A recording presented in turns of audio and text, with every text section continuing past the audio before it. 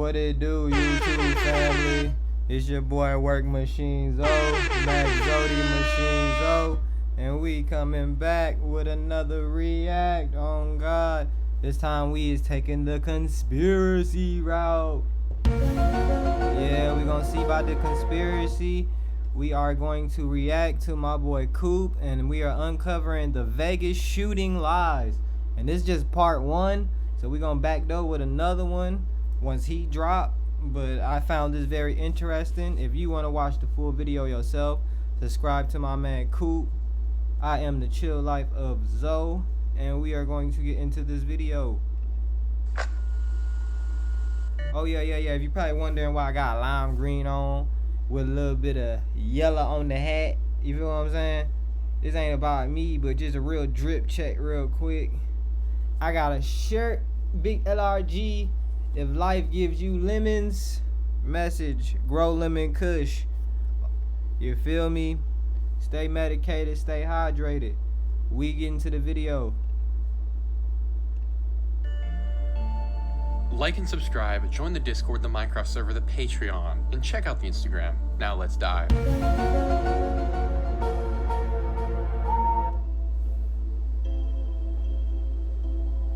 According to the mainstream media narrative, on September the 25th of 2017, Stephen Paddock would arrive at the MGM Mandalay Bay Resort and Casino to enjoy some gambling and the music festival that coincided with his trip. And it seems that his trip had been going very well for him. Employees report Stephen being deeply engrossed in his gambling, even some— And also, before we get in tune, I don't know if there's gonna be graphic content showed. I don't see the disclaimer on here, but just in case, there was people who lost their lives, and I want to send my condolences to them and their families, because this is a real situation. This happened in 2017, and we're just gonna uncover the conspiracies behind it. So yeah, let's do this.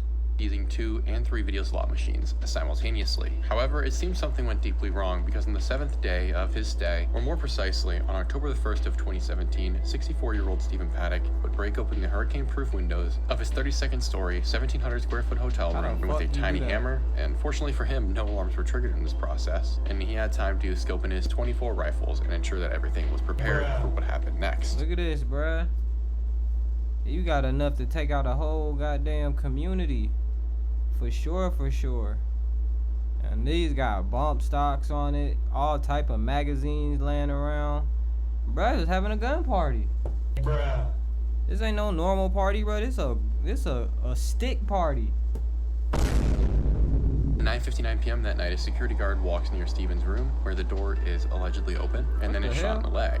The guard's name is Jesus Campos. However, he doesn't report his wound. According to most mainstream media reporting, 6 minutes later, at 10:05 p.m., Stephen began firing into the crowd of concert goers at this is real footage. This ain't no B-roll.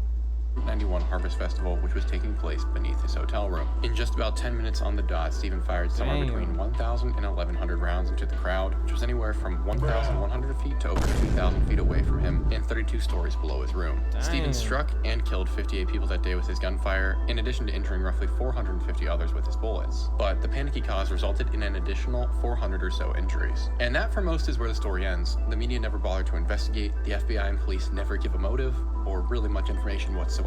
And as we sit today, the lives of thousands have been irreversibly damaged, and for some destroyed because of the acts of, supposedly, one man. Or so we're told. I want to get into what really happened, but first, I just gotta say the mainstream slop narrative frustrates the actual crap out of me, because by— Yeah, I gotta remember too, I ain't really care for history, but one thing I do know is the word propaganda. And as you become an adult and you learn, propaganda can learn and come in many forms. Investigating what really happened that night, they're leaving these hundreds of people and their families to be left without the answers that they deserve. So truly I pray that for all the people who passed away that night, that God holds their souls near to him and his son for all eternity.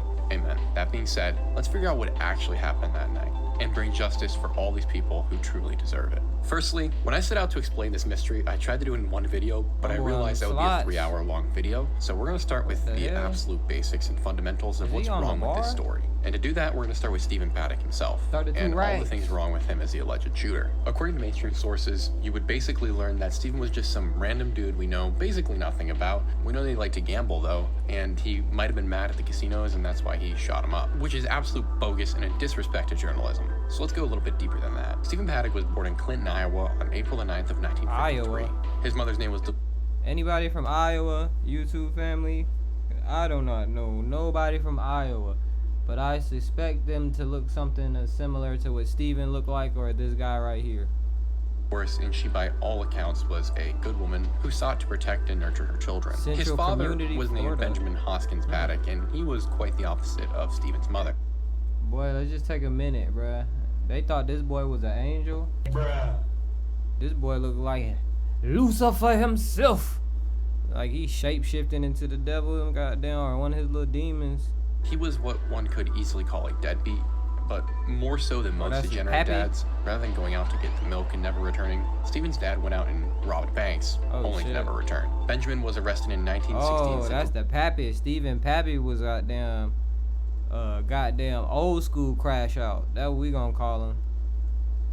20 years in federal prison. Instead of going to work, he robbed 8 of those years, escaping the federal penitentiary in the dead of winter on December 30th of 1968. Shortly thereafter, he was placed in the FBI top 10 most wanted list for 8 consecutive years, which put him at around 11th or 12th for the longest time ever spent on the FBI top 10. During this time after his escape, Paddock's father would go on to commit several other crimes, including racketeering. Indeed, it seemed to have worked out for him, as he would die in 1998 at the age of 71.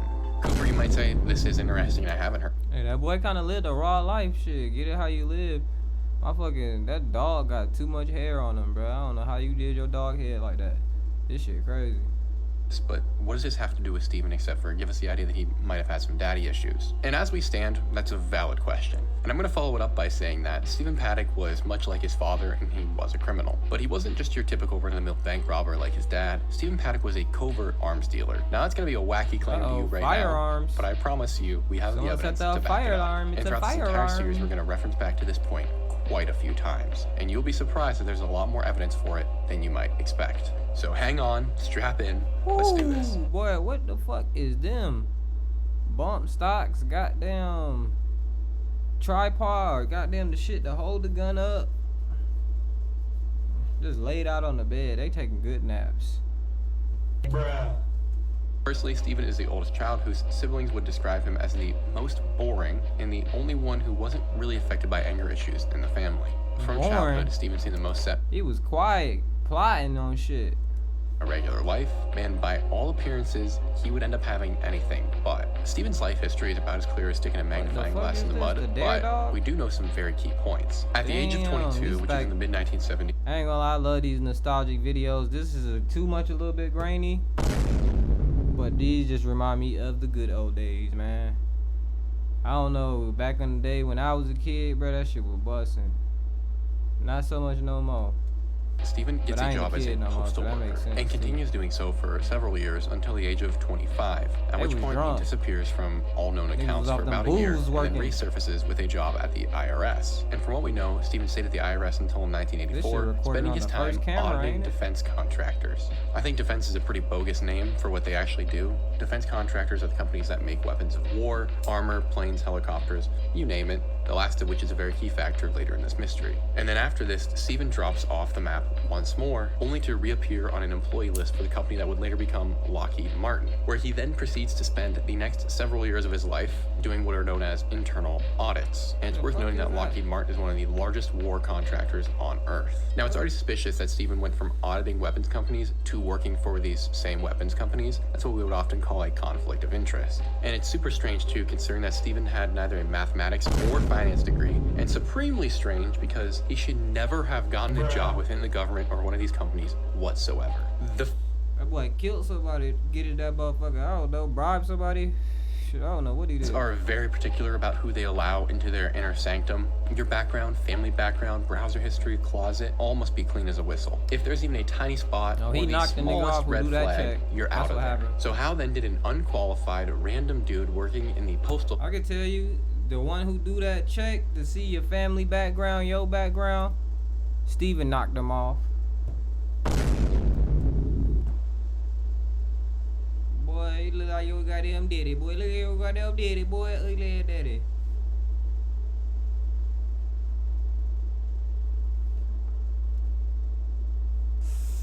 My fault. important top secret government and business information. Something here doesn't add up. And we're going to get confirmation of this in the following strange detail about Stephen. The last employment records for Stephen Paddock end in the late 1980s, meaning that for roughly 40 years the man didn't work a job of perceivably any kind. What? But even stranger, in this 40 years the man didn't work a job of perceivably any kind. But even damn, bro, I wish I could not work. That's like the whole, it's the whole rest of my life or the whole my existence. I wouldn't have just worked, but unfortunately, I started working at 17. Got introduced to the real life. Bruh. Yeah, that's the way life goes. But shit, it'd be nice to not work to 40 and have racks and fortune. in this 40-year period, Stephen accumulated enough wealth to acquire millions of dollars of investment properties and apartment buildings, with one alone generating him over $500,000 a year. In addition to this, Stephen was a highly proficient pilot. That boy was seeing $500,000 just off the real estate. Just off the real estate alone, this sounds like some money laundering, my boy. Where you getting this type of chicken from? Owned 2 planes that he flew wherever and whenever he Whoa, desired. that nigga was And a if that isn't pilot? weird enough, despite what reports say, Oh, he fucking with them narco. Mm-hmm. Bruh. He on some cartel leader shit.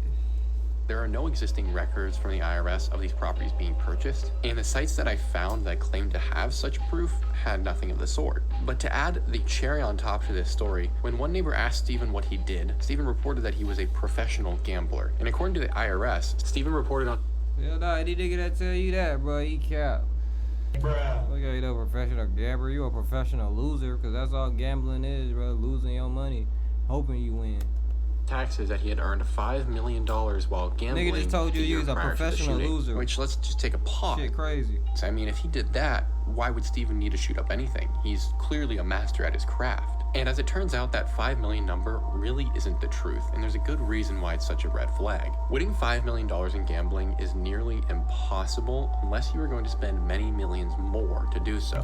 Meaning you are technically spending money to lose money. That technically on your gambler's tax form counts as winning, which obviously almost no one would want to do. But that sounds a little bit convoluted, so let's try and get a better understanding of what that really means. To get into the mindset, Stephen was considered a high roller at the Mandalay Bay, but also at just about every casino in Vegas. He was a guy who would come in, drop tons of money gambling, and leave. He was what you would call a reliable customer who you could always make money off of. And this is especially true at the Mandalay Bay. A reliable customer. So basically, they seen you as a lick, nigga. They seen you as a finesse, nigga. Somebody who gonna bring in that bread, nigga. Keep the profits flowing. You was sad man. I don't even know why. You was sad before the shooting. Shit crazy. Stephen was known by everyone who worked there. Indeed, Stephen spent so much time there at the casino that employees knew him on a first-name basis and would come up and say hello to him when they saw him. And I mean, to be fair, Steven is not really a hard name. I mean, you look like your average rich Joe. And I mean, of course they nice to you when you're rich.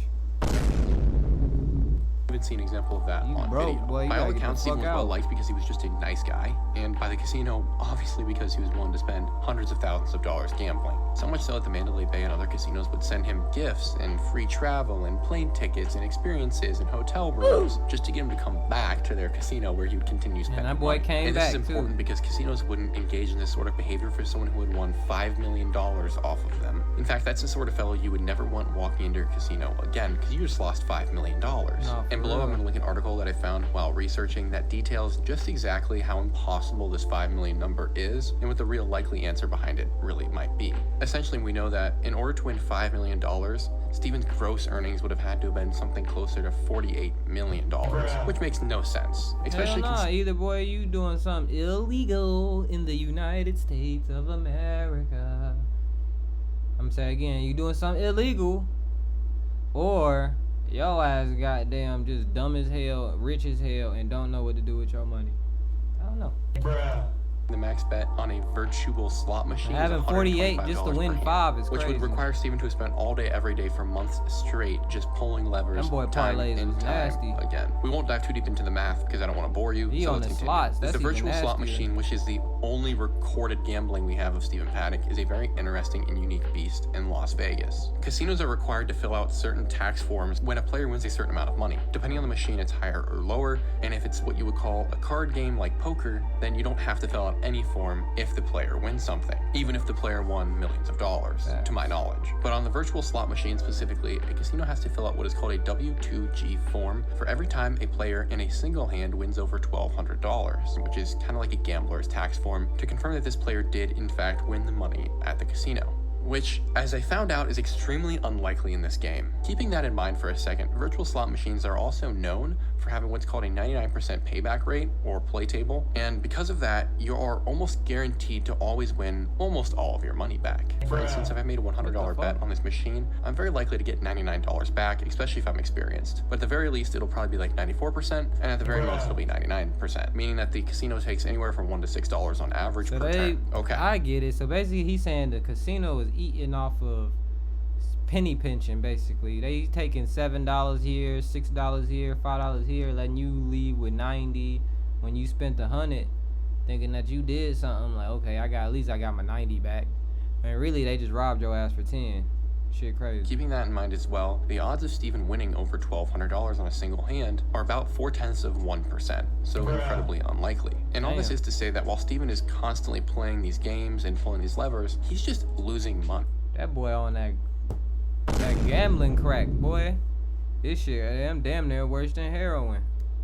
Straight up, there's no other way around it. And based on this research this article did, what actually happened most likely is that Steven spent about $5.4 million gambling in that previous year in order to win $5 million gambling as reported by the IRS. Therefore, what likely happened with this $5 million number we hear about from the IRS is that Steven did technically win $5 million, but according to the most accurate math I could find, he would have had to have spent $5,404,933 to do so. So yes, on your tax form, he did win $5 million, but at a $5.4 million loss. Obviously a terrible deal. Losing 400 grand is ridiculous for... That boy ain't care. He lost that bet with pride and happiness.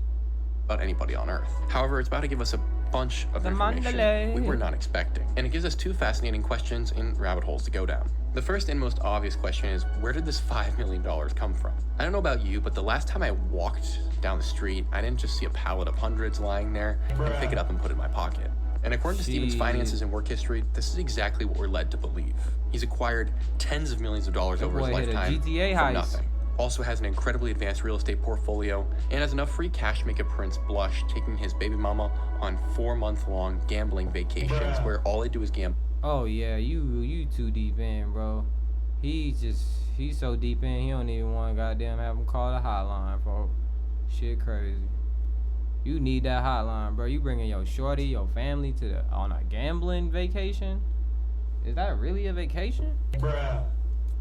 Every single day. I guess if you win money. Something really does not add up here. But the math does begin to work a little bit better when we think about the purpose of losing money at a grander scale than what we might be thinking. And who else has employed this tactic Shaking my head. So right now, let's just veer off the road onto the dirt path and begin discovering a little bit more of this for ourselves. Because what Steven is doing is not actually that uncommon. For the most of us, losing 400K is a loss of 400K. But for Steven, he's just spending 400 grand to make 5 million. Let me explain, because that does sound really dumb. This tactic is used by all sorts of criminals and people with questionable income streams to convert illegal cash, like drug money, or blood money, or in our case, gun money, into squeaky clean cash. In fact, it's one of the oldest types of money laundering. And so now let's look at this from Steven Paddock's perspective.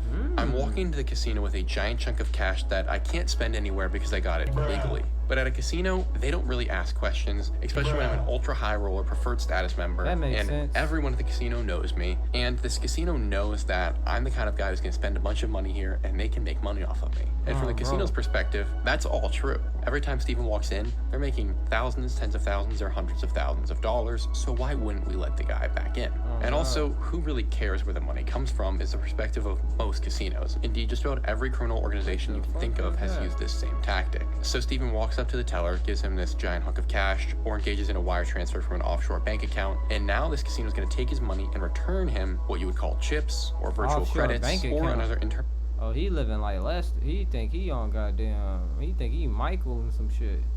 currency used within the casino. And then Steven goes and plays the one machine consistently that he can count on to not generate any tax forms that would then bring questioning to him in the casino about what's been going on. Wow. It's low-key pretty brilliant. And at that point, we know that Steven, in the week prior to the shooting, had gambled roughly $160,000 at this one casino on the That shit was a light night for real, for real.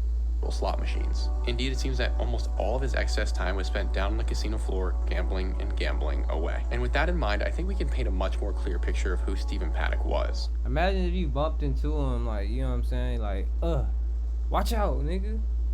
Boy, that nigga got about 7, 8 choppers in the room, boy. They come down and look for your ass. He fucked the whole plan up. Now he just trying to kill you. He ain't trying to kill everybody else. Shit be crazy. You don't know who you be sitting next to. As all of his behaviors and life history align with that of You think he a serious middle-aged criminal. grandpa, or you think he just a normal rich grandpa? No, that boy goddamn retarded in the head.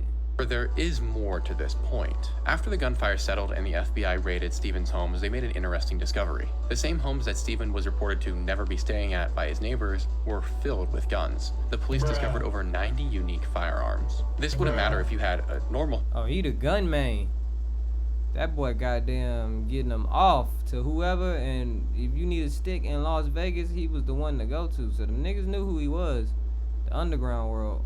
but clearly Steven doesn't. For our case, though, there are 24 guns specifically that I care about, and that's the highest number I found listed for how many guns were in Steven's room. And alongside those 24 firearms were thousands of rounds of ammunition stacked up, ready to go. And the only people I know that would bring so many guns to a hotel that share a suspicious work history, including government contracting work, as well as military contracting work, are arms dealers and government operatives. Which is interesting because that's nothing new for Las Vegas. It's known as a hub for arms trafficking, as well as also He might have been working with the cartel. Bruh driving planes, helicopters, and some more shit. Drugs might not have been his thing. He might have been dabbled in the drugs. But having real estate and not, well, look at these choppers, old ass, rusty ass shit. You get hit with this motherfucker though, boy. Sheesh.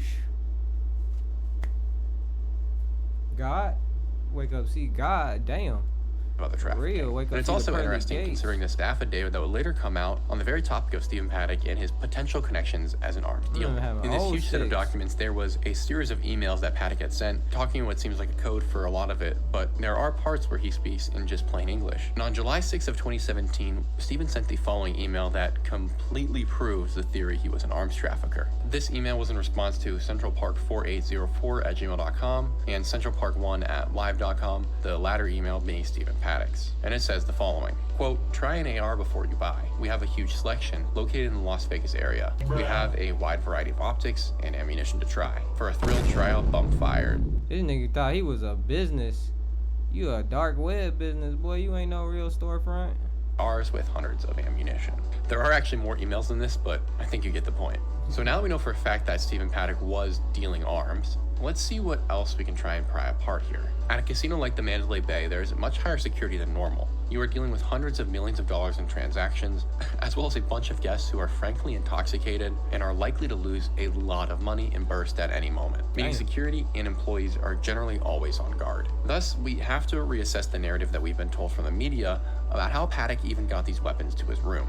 24 is a lot of firearms to sneak anywhere, least of all a casino, and these weren't run-of-the-mill either. Indeed, Shit, if there's a will, there's a motherfucking way, boy. On God. weapon was for the most part built off of either the AK-47 or AR-15 platform, which means they are a longer rifle with typically a 30-round capacity and a 16 to 18-inch barrel. And even more confusing is that these were super high-end versions of these weapons, with a price tag that police report was roughly in the $5,000 to $10,000 range. making them top of the line by far. Additionally, each gun was outfitted with a range of attachments, from long-range optics to vertical grips to bump stocks and at least a couple of them. All in all, each rifle weighed somewhere in the 10-pound range. So like any third grader, I did the basic math that apparently the mainstream media doesn't, and came to the quick conclusion that means Stephen's bags were filled with 240 pounds of guns. And these bags were often on the smaller end, which would have left a very obvious protrusion that was shaped like a gun, which should have gotten him stopped already. But in addition to that, there were also 5,500 plus rounds of ammunition with Stephen, which makes it more suspicious because that means Stephen's bags weighed an additional 200 pounds at minimum.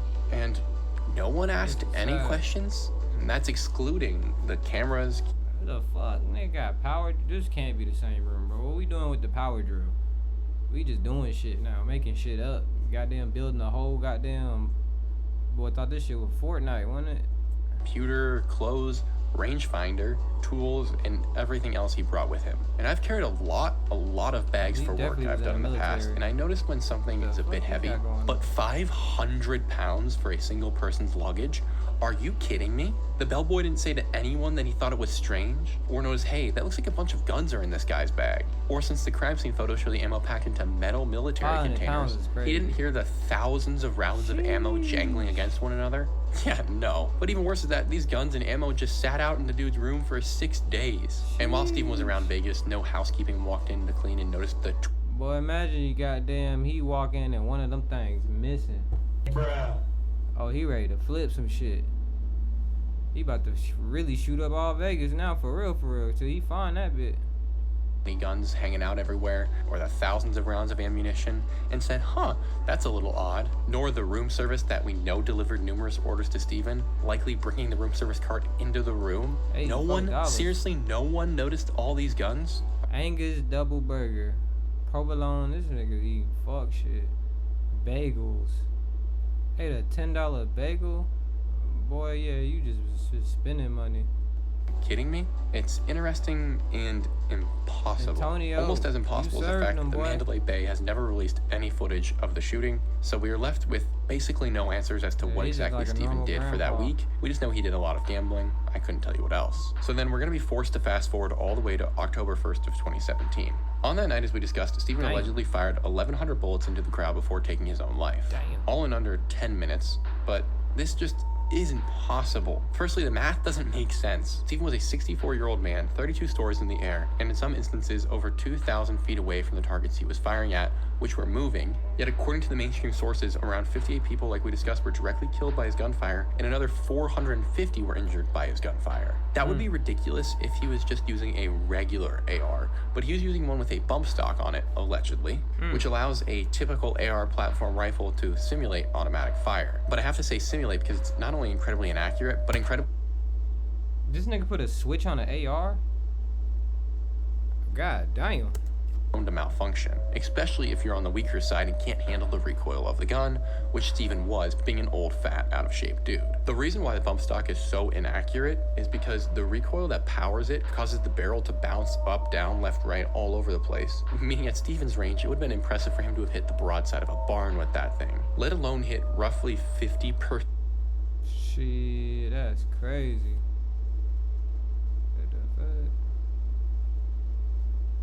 My shit buffering, bro.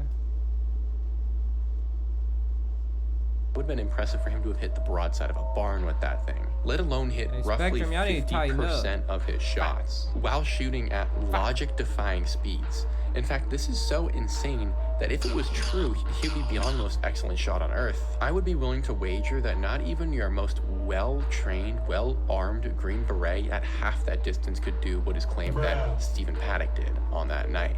And gosh, it's just so frustrating, but sometimes words fail to explain these things. So I'm going to show you guys a video instead that gives you a better idea of all the factors that would have gone into Stephen in shooting that night. This is a really good video. I recommend watching the whole thing. You can find it in the links below. The bullet will then rise above the line of sight, creating the shape of a half circle as it meets the same impact point at a farther distance.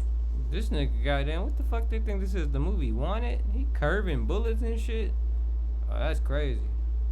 This is known as bullet trajectory. After reaching the second zeroing point, gravity pulls the bullet from the line of sight. The rate at which a bullet drops over distance is caused by gravity and is a function of bullet speed. Gravity isn't the only thing affecting a bullet in flight. They're giving formulas Drag, and shit. air resistance, and wind deflection are all factors in slowing down or pushing a bullet away from its target. Drag is determined by bullet speed, ballistic coefficient, and air density. It also increases when bullet speed relative to air increases. Wind will affect the vertical or horizontal component of the trajectory by causing deviation of the bullet's flight path. I feel like I'm in a simulation or something, bro. What the fuck Bruh. you got going on? When the wind blows against a mountain, hill, or tall building, it generates a vertical component. Vertical wind can blow up or down, and the bullet will be deflected in that same direction. Because of these factors, long-range shooting can be extremely difficult to be precise. I think that sums it up really, really well on how impossible this shooting was. Factoring for wind and distance and how relatively weak of a caliber Stephen was firing, that being .223, based on my best guess, he would have had to have been aiming upwards in order to get the bolt to go that far and then to land on people, which means he wasn't even looking at the targets he was shooting at, which makes this whole story one layer more impossible, because eyewitnesses from that night report hearing long Shit, you got 1,000 rounds goddamn AR with fucking the switch on that bitch. You probably wouldn't look neither. Bruh. Fuck I'ma look for? I'ma just shoot this bitch until, and then when they run out, I'ma reload and shoot this bitch again. I'm just thinking in the mind of a goddamn weirdo. But that's just probably what happened. streams of bullets upwards for minutes on end, non-stop, hitting all around them and sounding like they were coming from really close by. Oh, that's a switchy.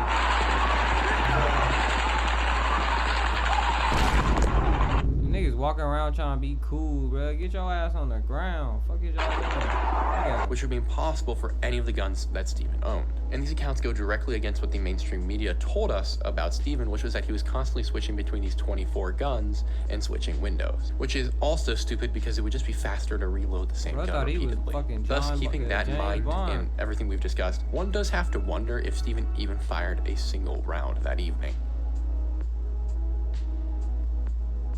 Now they getting crazy with it. This is where things get really tricky, knowing Stephen's background and that in his room were a whole host of firearms. It's easy to assume that he was the shooter, but this can't be. For all the reasons mentioned before, but also because of this. According to the mainstream media, there was one shooter and the gunfire exited from the 32nd floor where Stephen was located. But eyewitness accounts that night tell us something very different. And in the case of the few people that spoke about it, something deadly different. Let's take a moment and read a brief account of a woman who was there that night. The entire account is really worth the read, also will be below. However, for our purposes, we're just gonna read a bit, otherwise this video would go on for like an hour and a half.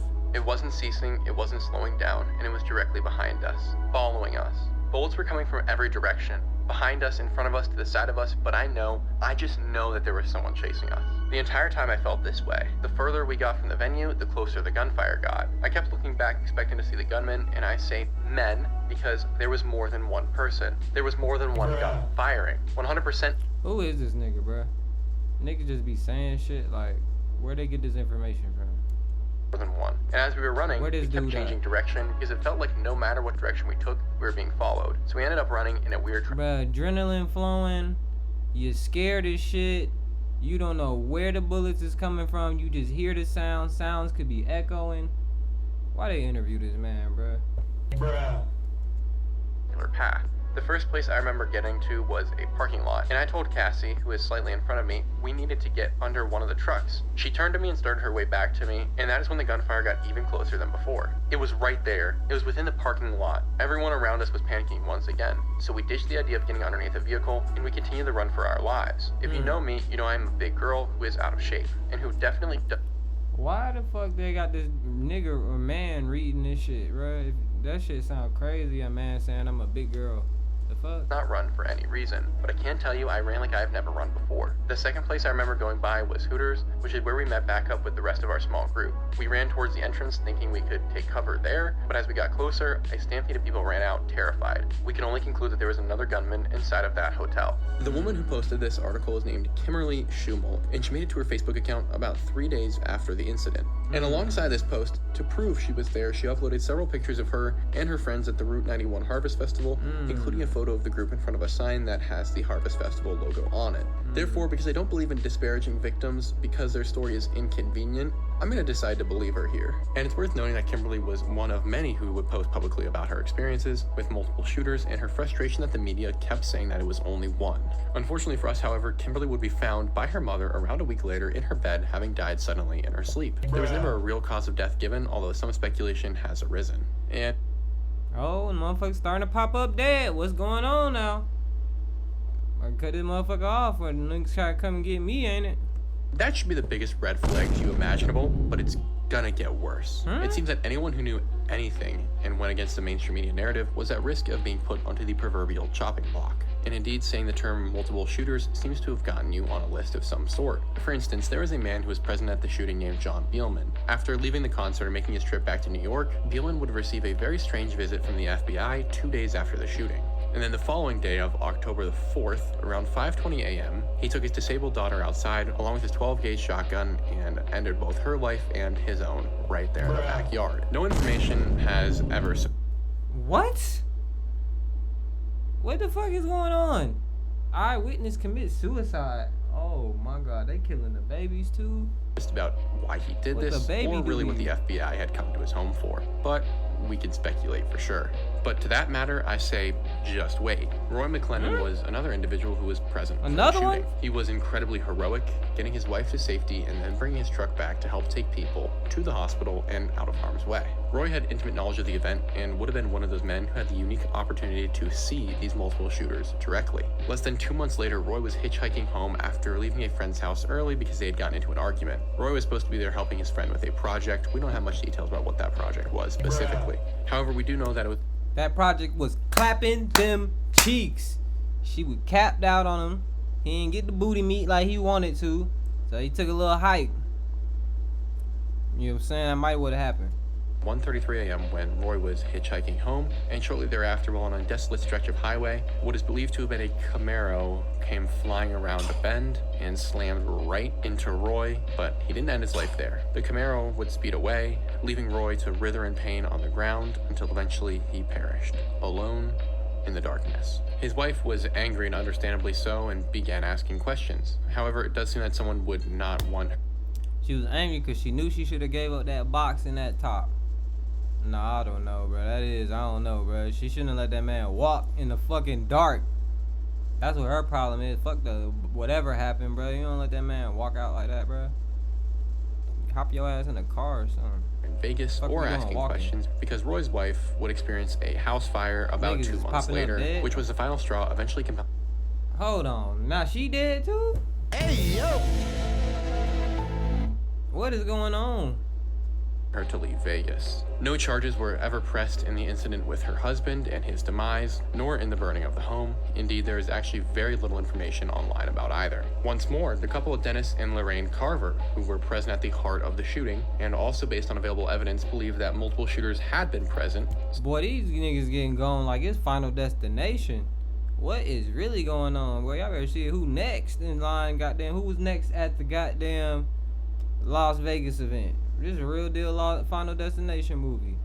Of the shooting. On that day, Shit Dennis had crazy. gone so far as to lay on top of his wife, sacrificing himself to save her, before getting her up to run. Salute, And it my worked. brother. They both, through God's grace, made it out alive. Yes, sir. However, it would appear that they were still on death's door. In here, I want to make a specific note that these two had 2 daughters who would report that they were just in love with life, had a new perspective on everything, were stopping this whole worry about the trivial things of the world, were loving each other and their Facts. daughters, Nice, and good focusing on what mayonnaise. really mattered. And so I'm sure that when they got in the car 2 weeks later, it was with love for one another and an excitement for the day. And yet this joy would be short-lived, because not long after entering the vehicle, they would slam into the front gate of their community at such a high rate of speed that the car would explode into flames, melting the 2 alive inside. One of the 2 witnesses dying would be Adios meals. How the fuck does that happen, bro? What's really going on? just Sheesh. enough, but the couple who had been vocal about their experience dying simultaneously in the same bizarre car crash, I believe that about as much as I believe that the earth is flat, which is 0. And if matters simply could not get worse for this family, their 16-year-old daughter was the one who heard the crash and ran to the front of the neighborhood, only to watch her parents melt to death. And I don't think I need to reiterate how much this infuriates me that these people lost their lives, but it will continue. I'm not kidding. On the 21st of October, a man named Chad Nishimura was on his way to church just a few days after he gave an interview on KITV4, No, this real life which is an Final affiliate station for ABC in Las Vegas. In the interview, Chad discusses, among many things, how he had been the one guy that had taken Steven's bags up to his room, and then had stated he was a normal guy who didn't have many bags, which directly opposes the story that Paddock had taken over a dozen bags to his room, all of which were filled with guns that we talked about earlier. And this is a fact and a witness who then completely flips the narrative on the head and would require us to ask more questions. A few days after the interview was given, Chad's interview was erased from the KITV4 website, leaving us to only find it based on some archives, ironically one of which was generated by 4chan. And then this is where things are going to get really, really murky. It's also believed that all of Chad's social media disappeared within the same couple days span, which as far as I can tell is true because I couldn't find They got that boy Chad up out of here, boy. They sent that boy to where he believe in. any accounts of his. And then shortly after this period, Chad would eventually begin going back to church after a 2-week period where he wasn't. And when he arrived there that day at around 5:25 in the morning, he got out of his car only to be met with a bullet to the upper body as described by the police, and he would eventually bleed out. Nah, I ain't gonna lie, bro. You was definitely targeted, bro. You at church? Damn, they hitting you up at church? Damn. We aren't certain on this last part because the disinformation campaign is insane on this topic, but we do know for a fact that Chad did give the interview that completely contradicts the media narrative. However, we do not know if he actually died or not, although I haven't been able to find any proof that he's alive, so it's up to you guys to believe whatever you like. I really could go on for longer because there are more suspicious deaths connected to this, but I'll finish with just this one, and that would be the death of Orville Allman Jr. Orville was a Nashville attorney present for the shooting. He was extremely involved in the music space and represented a variety of artists, including Jason Aldean, who was on stage when the shooting occurred. Even stranger, a variety of articles report on a conversation Orville had with a friend of his where he reported having met with MGM, executives, and the FBI, and stated that the situation was very strange and complex. And shortly after giving this testament, Orville was found dead, having died once again like Kimberly, suddenly in his sleep. And it's worth reiterating that each of these victims, people who would have had a different... Peter, bro. But that nose, boy, they hit your ass with the... while you was asleep, man. It put the towel over you. Nah, we ain't gonna do it like that. Peter, bro, man, that shit sucked. Active on the shooting, and it's reasonable to believe that they all would have known that there were multiple shooters. As far as we can tell, they all reported on there being multiple shooters, at least according to various accounts. And in addition to that, they had access to information that others wouldn't, like Orville. No matter what, though, each of these people's accounts of the events that day directly opposed the media narrative. Interestingly, Jason Aldean would do an interview roughly 7 years later after the shooting, in which he says the following that I found very intriguing. And then there was shooting, and I was just trying to get my pregnant wife somewhere and get her safe. Like, I had no idea where the guy was at. We thought he was on the ground backstage. So we thought he was, you know, just backstage walking around mowing people down. That's what I thought. That's why I was like, get up, let's get on the bus and at least, you know, get... He said that nigga was he thought that nigga was a landscaper, huh? Thought he had the lawnmower out. What the fuck? In there and to, you know, I got some stuff on the bus that will, like, at least, you know, even somewhat of an even playing field, you know, in the front of my bus and the side. My band bus, the windows got shot out of the band bus. My bass player, who was on stage to me, one of my best friends in the world for the last 25 years, was standing next to me, you know, had a bullet lodged in the bass he was playing at the time. So bullet hits the bass he's got on at the time playing. And so, yeah, I mean, there was some close calls for that stuff. I'm editing the video right now, and I just included that interview scene from Tucker Carlson with Jason Aldean. My boy Coop. And I realized something really weird about what Jason said. The whole thing's weird in my mind, but specifically what I thought was particularly strange was the fact that his bass guitarist was on stage, he says, and yet the bullet, based on what Jason Aldean signals and seems to be suggesting, ended up in the front of the bass guitarist's guitar. Bullet lodged in the bass he was playing at the time. That doesn't make any sense because the Mandalay Bay doesn't face the stage. The Mandalay Bay is actually back a little bit to the left side of the stage is what I guess it would be. So that only makes me further suspicious and would go to prove that there was more than one shooter, which also Jason sort of suggests because he initially thought that there was a shooter near him on the ground. In fact, he subtly references that him and his whole team had guns in the RV that they take to shows, and were going to use that to fight back if they had to. So something really weird is going on here. Even the guy who's on stage doesn't really seem to believe the story of what we're told. Just something I thought I'd add in there. Let's get back to the story.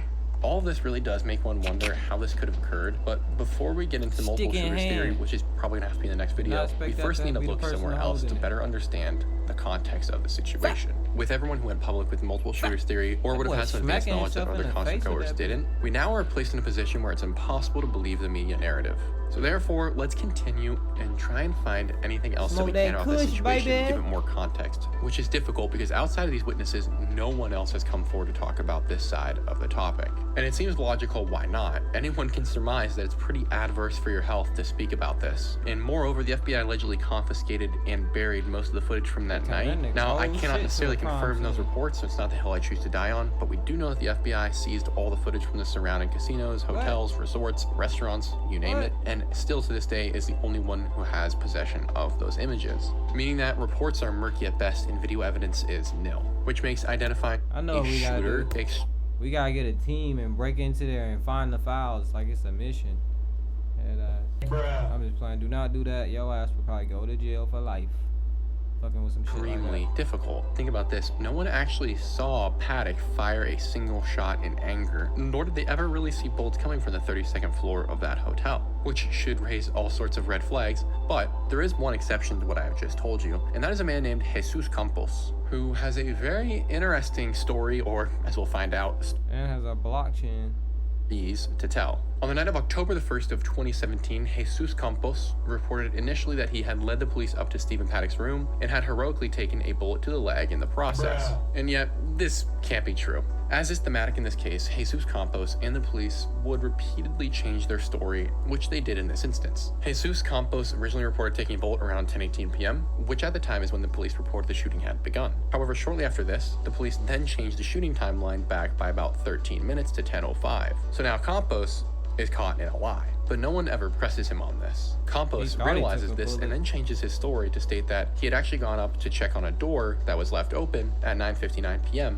which would then have been 6 minutes before the shooting, and at that time he had taken the bullet. This too is incredibly strange because clearly this guy is lying, but it's even stranger because Jesus made a call to the security office at that time, but on it he was incredibly calm and mentioned nothing of a shooter nor taking a bullet to the leg, which one would think would be the critical information you give after having been shot by someone who's engaged in a mass shooting. Moreover, the fact that he had called down at 9:59 p.m. to report on this door means that he had known of Stephen Paddock 6 minutes before he had begun shooting and could have easily got— I ain't gonna lie, a whole blueprint of your PTSD trauma that you had to go through is crazy, bro. That's fucked up.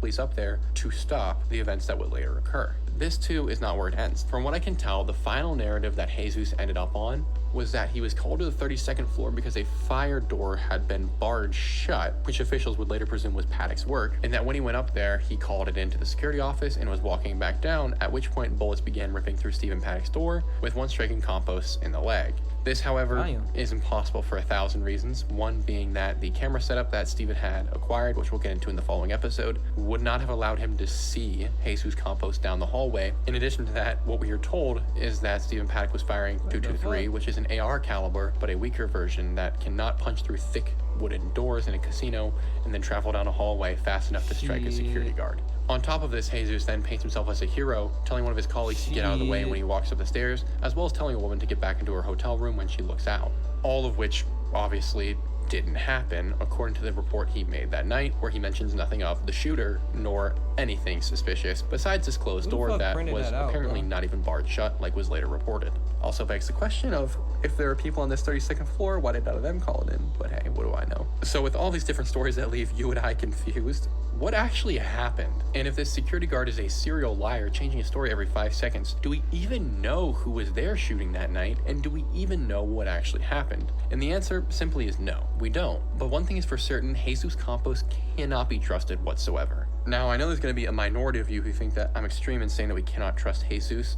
After all, it was just the adrenaline that caused him to change his story. Okay, you know what? I'll play ball with you. I disagree, but let's do it anyway. This isn't the only thing Jesus Campos would lie about. In fact, we're not even sure Jesus Campos actually existed. So, I know once again that sounds crazy, but let's dive into it. Jesus Campos isn't actually a security guard. Or at the very least, he isn't listed on the security guard database for Nevada. Fun fact, it's required for every security guard in Vegas casinos to have a specific license that ensures they have the proper training. And searching for Jesus Campos in this database in the days after the shooting would show you that Jesus Campos isn't anywhere on that database. There are several Camposes, including Larry Jesus Campos. However, if we look at the profile picture on the Facebook after doing some sleuthing, we can see that this is most certainly not the same Jesus Campos that would later encounter Stephen Paddock. Moreover, we can be certain that Jesus Campos is his name because it's the only one ever used on any media source that I found, both mainstream to more independent. No one else calls him by anything else. So now we know Jesus was lying about his story about encountering Paddock, as well as being shot, and likely even lying about being a security guard. Damn. Thus, at this juncture, we can trust him just about as much as we can trust any of the last 5 presidents along with the child. But it does get stranger. Right after the incident, Jesus scheduled himself on dozens of interviews with both television and written media publications, wanting to tell his story. However, just before going on these, he leaves the country to go visit his family in Mexico, literally not even bothering to tell these people that he wasn't going to be there. He just didn't show up. And this is another issue. Not only is it weird that he didn't come to the interviews, he says that he took a road trip by himself to go see his family. Yeah, that's a 700-mile drive from where he lives in Nevada to Mexico, where his parents are. And we're led to believe that the man who just took a bullet to the leg, his accelerator leg no less, was able to drive 700 miles he on just it. did a press run. No. And then after this, there's about a week with 0 word from Jesus. No one knew where the man went. But thankfully, upon return, he come out and speak to the masses on the Ellen DeGeneres show, where he changes his story once again. And this interview is weird for 1,000 reasons. I'm going to play a couple clips of it. However, what's most strange about the interview is that Ellen DeGeneres goes on to tell her audience that this is the only interview that Jesus will ever do. He doesn't want to have to relive the moment ever again, so he's never going to talk about it except for right now on the show. I know, first of all, thank you so much for being here, and I know that you've had so many people asking for you to tell the story and to talk about this, and I understand your reluctance because you just want this to be over. So you're talking about it now, and then you're not going to talk about it again, and I don't blame you because why relive this over and over again? But it's helpful for people to understand what a hero you are, because you being shot in the leg saved so many people's lives. Show the gunshot wound. Stayed true to that statement. You got shot in the leg. Let me see the gunshot wound, bruh. Nigga out here big faking. The man was never heard from or seen again. Indeed, he seems to have disappeared right off the face of the earth. It's as though he got up off that couch, walked out of the studio, and entered into a portal into a different dimension. It's really odd and disconcerting. And this rabbit hole does get weirder about Jesus. Something just isn't quite right. But as stated, we never hear from Jesus again. His brother, however, Luis Castro, has a different story to tell. It's a long one, so for the sake of the length of the video, which is already getting long, I'm just going to summarize Castro it and here for he you guys. Campos. In his story, Luis says that MGM, the company that owns the Mandalay Bay Hotel, had paid for Jesus' trip down to see his family in Mexico, and they had flown him back to be on the Ellen show, which is already a little odd. Luis then states that the Ellen interview was staged, the cane is fake, and Jesus is reading from a teleprompter, which watching the interview, all of those things seem very plausible. But it's what Luis follows up with that makes this so strange. He tells us that his brother was angry after the shooting, stating that all he was going to get was basic workers' comp after being shot. Luis states that he's not surprised that's all he was going to get because the injury was so minor you wouldn't know it was a bullet wound unless he told you. Luis then tells us that Jesus went and met with MGM executives and came out with a seemingly great deal.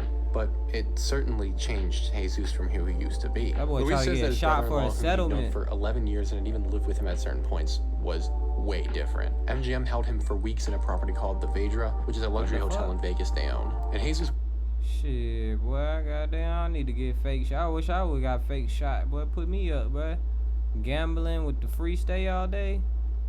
They're under guard, not really allowed to leave, but allowed to have people visit under supervision. And so Jesus invited his family to come stay with him for a while. They got 3 free rooms and everything was complimentary. Luis says that everything from then on for Jesus was comped. He didn't work anymore, but always had money, and MGM executives were leaving Jesus letters in giant food trays. This is already a dozen sets of red flags. However, Luis continues for a while, discussing how Jesus was made to sign an NDA by MGM that practically gave the guy a full all-expenses-paid life, so long as he shut up and did not talk about a single thing he saw that night. And to top this off, MGM gave Jesus Campos 2 condos to live in and seemingly a lifetime trickle of cash to live off of. One for you and one for your bitch. Luis was, incidentally, smart enough to get some photos of what he saw, including a selfie of him and his former brother-in-law hanging out at the Vedra Hotel, which... let me rephrase that. One for you and your family and one for your side bitch. 2 condos, you dig? They could not afford, being poor themselves, along with a letter from an executive and the key cards for his room. He makes a compelling argument and manages to back it up fairly well, considering he didn't know he was going to ever have to use this to prove what had happened. And because of this, we get a lot more color on who Jesus was and why we haven't heard from him since that day. Indeed, we aren't the first to ask this question, though, as there is a Vegas attorney who also was intrigued by the behavior MGM displayed towards the star witness of this entire thing. Her name is Catherine Lombardo, and she states that MGM rushed Jesus into hiding, bought his silence, and used the Ellen show as a stunt. She's a dog, too, and not one you'd want to mess with, and is a very well-respected attorney, specifically involved in the Vegas case for the sake of getting the victims a payout. It was a publicity stunt, try to get their good PR back, right? They're trying to get themselves to look good again. Let's present him as a hero. Let's tell Ellen what to ask. Let's tell him what to say to make him look like a hero. And it was offensive to the 22,000 people that... Ooh, lawyer money working, boy. She got old lawyer money. You could tell. Green suit with the green eyes, boy. She know how to get that paper. There, to this day, look at him. He's gone underground. Boy, like no one else has been able to contact him, find him. MGM had him lips and shit, reptile. Sequestered in a property that they own. One of our investigators went to his house, and there is a security guard, plain clothes, parked outside of his house in a car, just an unmarked car, that is most likely employed by MGM. He hopped out quickly and cut her off at the path and said, whoa, whoa, you know, what do you need? Can I help you? No, you can't knock on that door. No, you can't go in. No, he's not here. So they're holding him. So the whole thing is a sham. She's saying the quiet part out loud, that's for sure, and her whole job is to seek restitution for victims, which makes me think that, once again, we aren't being told the truth. The little trailer we do have outside of this shows you believe we getting told the truth, bro, you're crazy, bro. Don't be so naive. Read a book, do your research, son. The company Jesus was allegedly contracted from doesn't really exist. An investigator went to their offices and found them empty, while at the same time found their phone lines to be unresponsive. And when I tell you this is about the most tame we're gonna get in this story, I really mean it. I don't know why I expect to be able to make this all in one video, but I hope you guys enjoyed part 1 of this series, because this is gonna get really crazy from here on out. If you made it this far, I really do. Alright, man, W video. Shout out to Coop, man. That was uncovering the Vegas shooting lies, part 1. The story of my boy Stephen Paddock, man. Crazy motherfucker, not my boy. Motherfucker dead as hell, man. He can goddamn rest in piss for all I care. For sure. Other than that, man, let me know what you think, bro. You think this shit true? You think he's spitting facts? Or you think it's cap? You think Stephen Paddock did that shit? You think his psycho ass did that shit and got killed? Or you think it's other people who did that shit? And I don't even know, bro. Shit crazy. I almost went to Vegas. I was in Vegas a year before that. So, I mean, that's a country concert. Luckily, you know, niggas wasn't out there. But even still, man, RP to the lost ones and prayers to the families who had to deal with that, man. Still having to deal with that. I know losses ain't easy. And we living to die, but you know, sometimes it's like, why we gotta die this way? Why we gotta die by the hands of another man or woman? Shit crazy, but let me know what you think, man, about the video. Like, comment, subscribe. If you made it this far, I appreciate you for watching, of course. Let me get this nigga out my face, bruh. Of course, I appreciate you for watching, man. It's love from me to you.